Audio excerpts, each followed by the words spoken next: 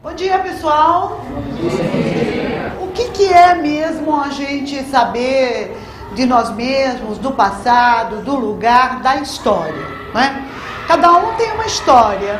Minha mãe me deu o nome de Zilda, porque na época ela ouvia uma novela de rádio onde a personagem mais sapeca era Zilda. Então a gente tem histórias que envolvem a gente, a família, e o lugar também tem história. Olá, meninada, vocês ficaram com saudade de mim? Então, quando a gente tem saudades, por que a gente tem saudades? Vai lá. Porque a gente não tem uma pessoa. Porque a gente fica com vontade de ver, a gente gosta e a gente lembra. E a gente gosta do que conhece. O desconhecido sempre é uma coisa que amedronta. E quando a gente conhece, a gente vai percebendo que tem muitas coisas que são muito próximas da gente. Nós também sabemos muito pouco do lugar que a gente mora. Por isso que a gente vai buscar a história do bairro. Eu gostaria muito que vocês fizessem lá em casa perguntas para os seus pais, de onde eles vieram, se eles sempre moraram aqui, se nasceram aqui, por que eles vieram para esse lugar, né? Quais são as histórias do passado. E de outro lado, nós vamos fazer coletivamente para descobrir como é o nosso bairro.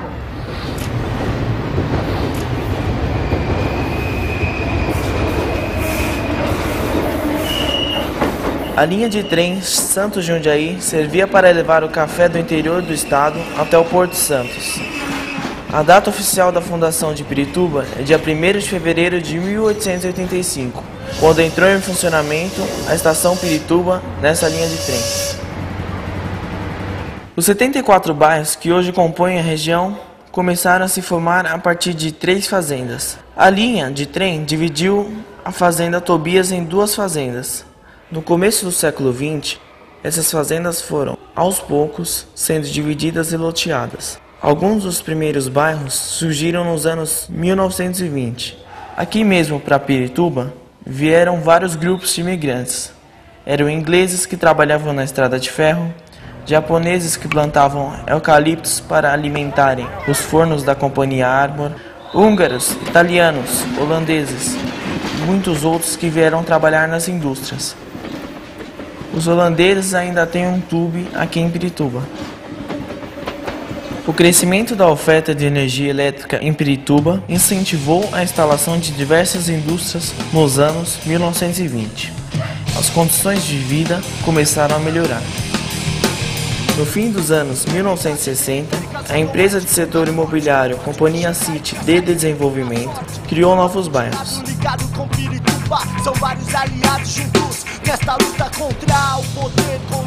A Companhia Armor do Brasil, fundada em 1917, comprou parte das terras da fazenda Tobias naquele mesmo ano.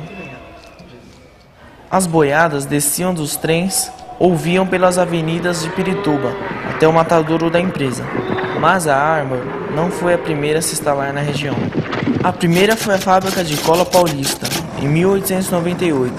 Depois vieram outras, como a Companhia Fiat Lux, a GC Lever, a Refinações de Milho Brasil.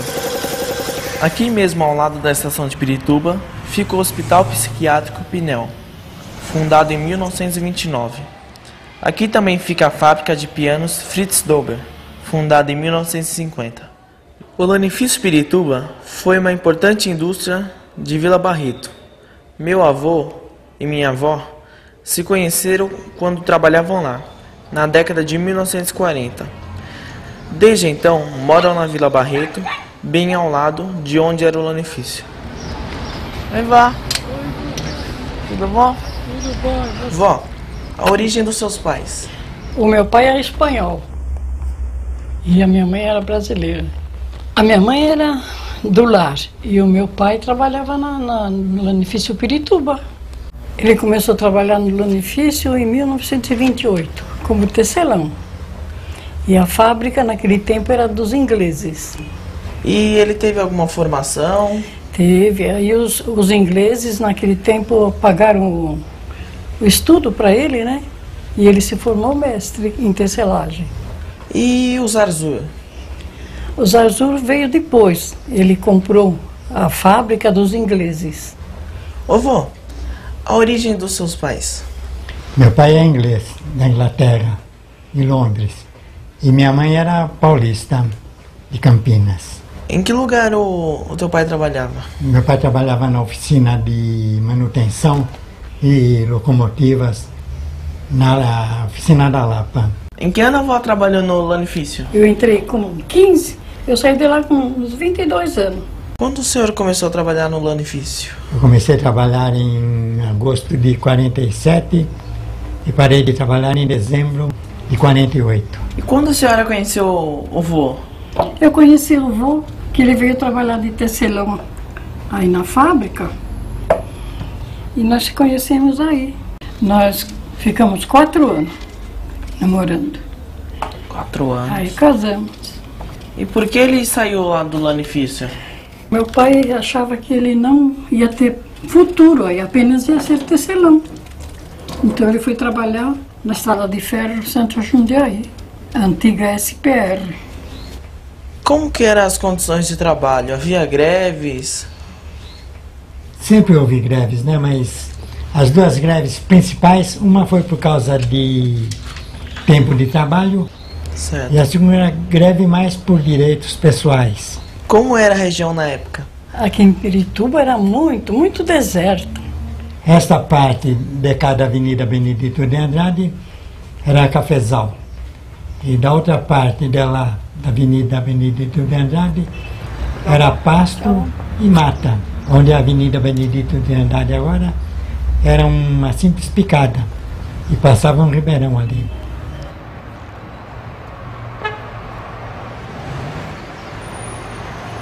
Em 1977, teve um grande incêndio, que destruiu boa parte do Lanifício. No ano seguinte, a fábrica se mudou para o interior do estado. Em 1985, o antigo prédio do Lanifício se tornou o Shopping Pirituba. Hoje em dia, nós estamos percebendo que tem mais indústrias em Pirituba. Normalmente está havendo mais comércios, as indústrias estão desaparecendo. Então os comércios que estão tendo mais lojas de roupas, produtos alimentícios, lojas de sapatos, calçados, também lan houses, tudo isso está aparecendo mais no lugar das indústrias. Em 1963, houve uma campanha pela emancipação de Pirituba. No ano seguinte, a maioria da população escolheu continuar fazendo parte de São Paulo. Foi a partir daí que os governantes passaram a prestar mais atenção à região. Tchau, tia. Tchau, Lília. Tchau, Lu.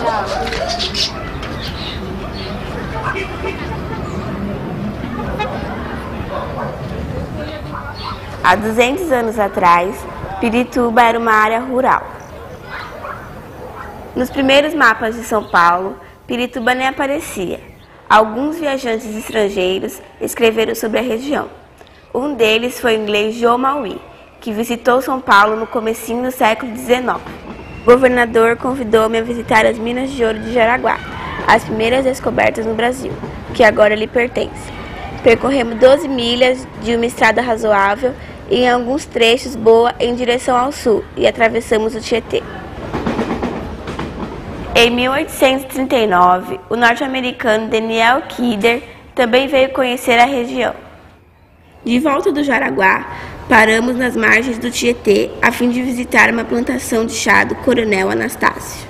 Em 1856, o brigadeiro Tobias de Aguiar comprou a fazenda Anastácio. O brigadeiro era um importante político e a sua esposa era Domitila de Castro, a Marquesa de Santos.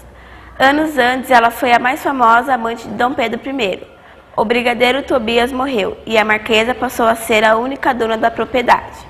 Ela viveu em Pirituba até o fim da vida. O bairro Domitila tem esse nome em homenagem a ela. Mas algo me dizia que a história de Pirituba não era só a história desses fazendeiros. Os escravos negros, que substituíram os escravos índios, trabalharam muito na mineração do ouro. Depois foram usados nas plantações de café e de cana. Em 1888, finalmente veio a abolição. Começaram a chegar os imigrantes para trabalhar, só que agora recebendo salário. E como ficaram os antigos escravos e seus descendentes? Os negreiros chegando ao Brasil, com negros, faziam comércio de escravos. Naquela época eles eram escravizados, levados a chibata, eram maltratados pelo seu senhor. E até hoje a gente vê uma diferença entre negro e branco. Na época da abolição, pensaram que tudo ia ser mais fácil, ia existir mais empregos. É muito difícil para o negro encontrar um emprego, um lugar na sociedade, ganhar seu sustento, ter a sua casa, ter um lar, ter uma família. Faltam empregos para que o povo possa estar trabalhando. Favelas foram sendo criadas por falta de moradia e emprego. Acho que não tem porquê, todos nós somos iguais e não tem porquê ter uma certa diferença entre negro e branco. Todos nós somos seres humanos e devemos ter os mesmos direitos. Pesquisando na internet, eu descobri uma coisa incrível. Tem vários indícios de que existia um quilombo em Pirituba no século XIX, bem na Vila Mangalode, perto de onde eu moro. Tem até uma senhora chamada Dona Conceição, que lembra a história que seus avós contavam da época da escravidão. Quilombo na língua africana bantu quer dizer povoado. Os quilombos eram os lugares onde os escravos que fugiam se escondiam. Resolvi ir atrás de mais informações sobre o quilombo piritubano. Agora vou apresentar para vocês a minha família. Essa daqui é minha irmã.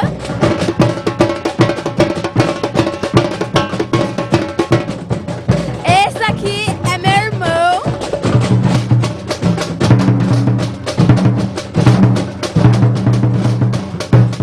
E essa daqui é a minha mãe.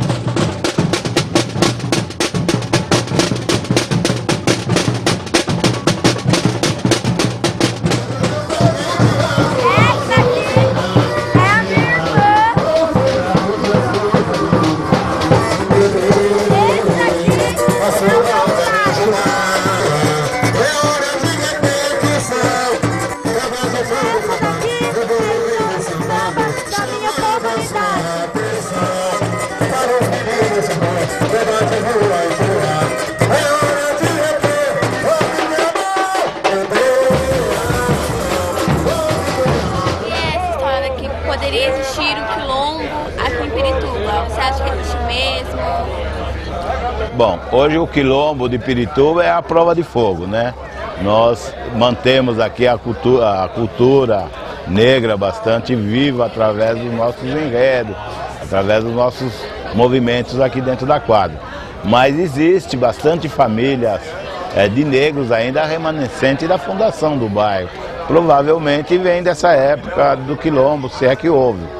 Nós, antigamente, aqui em Pirituba era um bairro bastante mais negro. E, inclusive, hoje, com esse crescimento de São Paulo, os filhos foram casando e as propriedades, muitas foram vendidas. Hoje o pessoal está na Coab, né? Mas eles vêm todos aqui para a escola, participam aqui da prova de fogo até hoje, que muitos você conhece, que tem raiz aqui de avós, bisavós, já nós estamos na quarta, quinta geração, né? Se você falar com a Dona Conceição, com o filho dela, eles vão poder te trazer muito mais coisas da lembrança dessa época, né? Pois não? E aí, tá lembrado de mim? Sou Celso, filho do seu Lima. Lembro sim, lembro sim. Meu pai trabalhou com seu pai na empresa de ônibus. Como é que não ia me lembrar, infância, né? Essa aqui é a Leliane, ela é a porta-bandeira lá da nossa escola de samba. E ela está fazendo um trabalho escolar. Sim. E ela, nessa pesquisa, ela chegou a um ponto sobre a Dona Conceição, sobre aquelas histórias antigas que tinha aqui do bairro. A minha mãe contava que minha avó passava então. Tipo assim, no caso, nós achávamos, ela encontraram aqui, aqueles grilhões, né? Que se amarravam os escravos. Até embaixo tinha uma árvore centenária, né? Como é que chama a minha árvore? A figueira, figueira. Que tinha aquelas lendas sobre a assombração. O pessoal tinha medo de passar ali, que ouvia vozes, né? Que aquela árvore tinha sido um tronco, né? De onde os escravos apanhavam ali. Você estava comentando sobre a figueira, agora eu me lembrei. Na casa de sua bisavó, da Dona Isaura. Eu vinha muito lá comprar aqueles docinhos que ela fazia, né? De tempo em tempo eles tinham aquela dança, né? A congada, né? Meu avô, minha avó, eles promoviam isso, né? E aquelas danças que tinha os violeiros que sapateavam. Festa de reis. Saíam visitando as casas, né? E entrando nas casas e faziam lá as suas danças, suas rezas. E ali o pessoal das casas contribuíam com eles, né? Quem era visitado sempre dava alguma coisa, né? Para ajudar no trabalho. Parece que eu estou lembrando da fisionomia da sua bisavó. Ela era a escultura daquilo que a gente pensa sobre os escravos, né? Do africano legítimo. Olha lá, se ela não estiver aqui ouvindo, nós contamos a história dela, né? Como é que, então, é bom a gente lembrar do passado, né? Eu costumo dizer um texto sempre de um teatrólogo, né? O Plínio Marcos. Povo que não ama e não preserva suas formas de reações culturais mais autênticas nunca vai ser livre. Nunca vai ser livre. Eu me lembro dessa frase do Plínio Marcos sempre, e é o que me dá força muitas vezes para manter esse trabalho dentro da escola de samba. Muito bom. Ô Marcos, mas foi muito bom a gente se reencontrar. Precisa visitar mais a gente está contando essas histórias. Se não fosse o trabalho dela escolar... Quando os portugueses chegaram ao Brasil em 1500, existiam aqui mais de 2 milhões de índios. A vila de São Paulo de Piratininga foi fundada em 1554, bem no meio de uma importante aldeia indígena. Os portugueses começaram a escravizar os índios para trabalhar nas plantações e na criação de gado. Os índios não gostaram e fizeram várias revoltas e guerras contra os brancos. Aqui mesmo em São Paulo, vários grupos de índios se juntaram para resistir. A guerra durou 5 anos, de 1590 a 1595. No fim, os índios perderam feio para os colonos, que eram liderados pelo Afonso Sardinha. No começo do século XVII, na região de São Paulo, quase não existiam mais índios. O meu povo é o povo Guarani.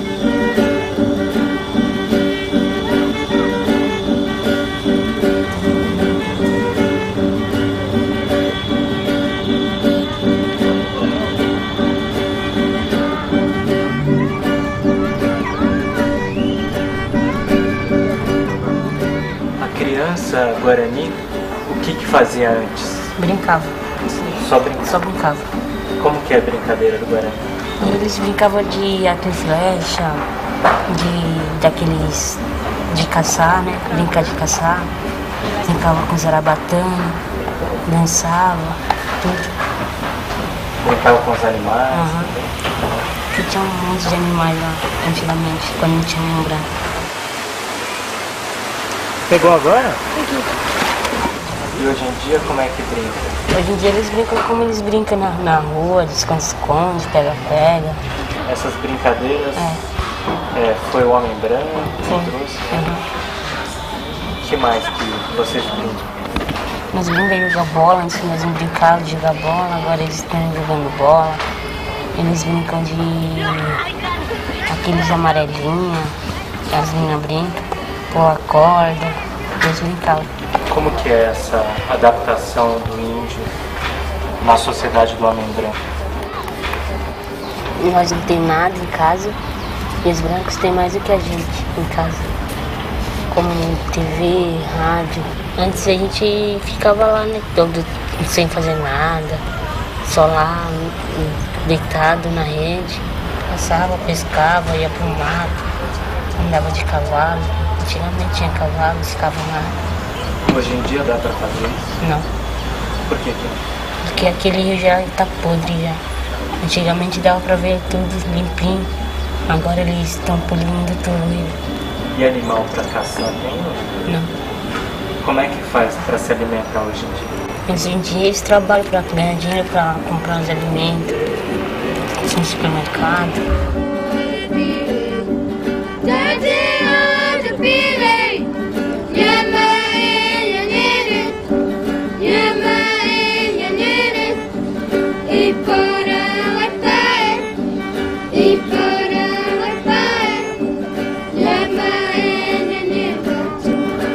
A Até hoje dá para ver como a língua dos índios foi importante. Lugares, rios e objetos ainda guardam o nome original. Pirituba, por exemplo, quer dizer muita taboa em tupi. Taboa é um tipo de vegetação de brejo que tinha muito na região. Hoje quase não tem mais. Jaraguá também é uma palavra de origem tupi. O pico do Jaraguá sempre ajudou os viajantes a se orientarem.